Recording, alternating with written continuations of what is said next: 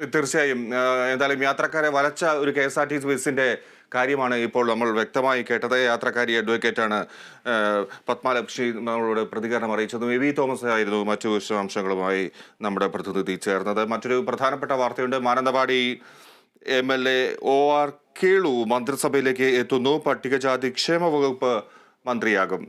ദേവസ്വം വകുപ്പ് VN വാസവന് നൽകും. വിവരങ്ങൾ D ബിനോയ് നൽകും. ബിനോയ്,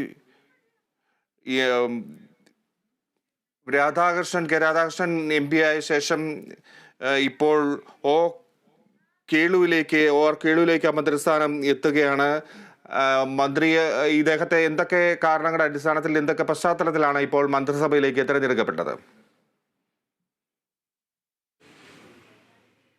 മന്ത്രി കെ രാധാകൃഷ്ണൻ ആലത്തൂരിൽ നിന്ന് വിജയിച്ച് പാർലമെന്റിലേക്ക് പോയ സാഹചര്യത്തിലാണ് OR കേളുവിന് അനുകൂലമായി ഒരു മന്ത്രിസ്ഥാനം ലഭ്യമായിരിക്കുന്നത്. മാനന്തവാടി MLA ആണ്. ഒരു പ്രത്യേകതയുള്ളത്, മാനന്തവാടിക്ക് ഇടതുപക്ഷ സർക്കാർ അധികാരത്തിൽ വന്നിട്ട് ഇതുവരെയായിട്ടും ഒരു മന്ത്രിയെ കിട്ടിയിട്ടില്ല. പ്രത്യേകിച്ചും OR കേളുവിനെ പോലുള്ള അവിടുത്തെ ഒരു ജനകീയ നേതാവാണ്. കഴിഞ്ഞ 2 പ്രാവശ്യമായി മാനന്തവാടിയിൽ നിന്ന് മത്സരിച്ച് വിജയിച്ചു വരുന്ന നേതാവ് എന്ന നിലയ്ക്ക് OR കേളു അവിടുത്തെ ഒരു ജനകീയൻ കൂടിയാണ്. അദ്ദേഹത്തിന് മന്ത്രിസ്ഥാനം കിട്ടുന്നത് വളരെ ഒരു ശ്രദ്ധേയമായ കാര്യവും എടുത്തു പറയത്തക്ക കാര്യവുമാണ്. മാത്രവുമല്ല, ഇപ്പോൾ ഉള്ള MLA മാരിൽ സീനിയർ MLA കൂടിയാണ് OR കേളു. അദ്ദേഹത്തിന് ഇപ്പോൾ കൊടുത്തിരിക്കുന്നത് പട്ടികജാതി പട്ടികവർഗ ക്ഷേമ വകുപ്പാണ്.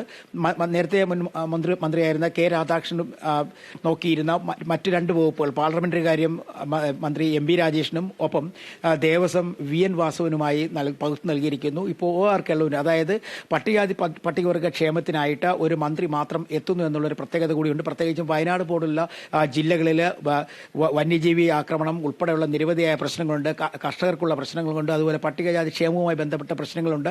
ഇതൊക്കെ തന്നെ നേരിട്ട് നോക്കിക്കണ്ട് മനസ്സിലാക്കിയിട്ടുള്ള ഒരാളെന്ന നിലയ്ക്ക് ആ ജില്ലയ്ക്ക് വളരെയധികം സഹായകരമായൊരു നേട്ടമായിരിക്കും OR കേളു മന്ത്രിസഭയിലേക്ക് എത്തുന്നത് നമുക്ക് പറയാൻ കഴിയും.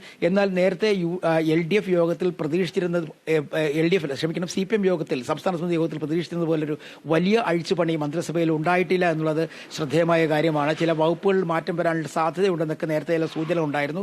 എന്നാൽ അത്തരത്തിൽ ഒരു വകുപ്പ് മാറ്റവും ഉണ്ടായിട്ടില്ല. സ്ഥാനമൊഴിഞ്ഞ മന്ത്രിക്ക് പകരം ഒരാളെ പുതുതായി മന്ത്രിസഭയിലേക്ക് എടുക്കുന്നു. OR കേളു മന്ത്രിസഭയിലേക്ക് എത്തുന്നു. ഒപ്പം തന്നെ അദ്ദേഹത്തിന്റെ വകുപ്പുകൾ വിഭജിച്ച് നൽകിയിരിക്കുന്നു. പാർലമെന്ററി കാര്യം MB രാജേഷിന് അദ്ദേഹത്തിന് കൂടുതൽ ചുമതല എത്തുന്നു എന്നുള്ളതാണ് മറ്റൊരു പ്രത്യേകത.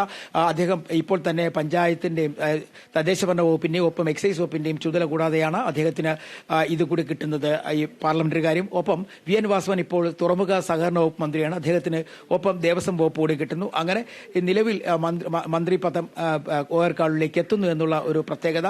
അത് നേരത്തെ തന്നെ പാർട്ടിയുടെ തീരുമാനമായിരുന്നു. പട്ടികജാതി പട്ടികവർഗ വിഭാഗത്തിൽ നിന്നൊരു മന്ത്രിയെ കെ രാധാകൃഷ്ണന് പകരം എത്തിക്കണം എന്നുള്ളതായിരുന്നു. അത്തരത്തിൽ പാർട്ടി ആ തീരുമാനം കൈക്കൊണ്ടിരിക്കുന്നു. അങ്ങനെ ഈ വയനാട്ടിൽ നിന്നും പട്ടികജാതി പട്ടികവർഗ വിഭാഗത്തിൽ നിന്ന് ഒരു മന്ത്രി കൂടി സംസ്ഥാന മന്ത്രിസഭയിലേക്ക് എത്തുന്നു എന്നൊരു പ്രത്യേകതയുണ്ട്. 1ാം പിണറായി സർക്കാരിന്റെ സമയത്തും ഇത്തരത്തിൽ ഒരു മന്ത്രിയെ അവിടെ നിന്ന് പ്രതീക്ഷിച്ചിരുന്നു. എന്നാൽ അന്ന് അത് കിട്ടിയിരുന്നില്ല. നിലവിൽ ഇപ്പോൾ രണ്ടാം പിണറായി മന്ത്രിസഭ എത്തിയപ്പോഴേക്കും OR കേളുവിന് അനുകൂലമായിരിക്കുന്നു. അദ്ദേഹം അവിടെ നിന്നും, അതായത് വയനാട്ടിലെ മാനന്തവാടിയിൽ നിന്നും മന്ത്രിസഭയിലേക്ക് എത്തുകയാണ്. ശരി ബിനോയ്.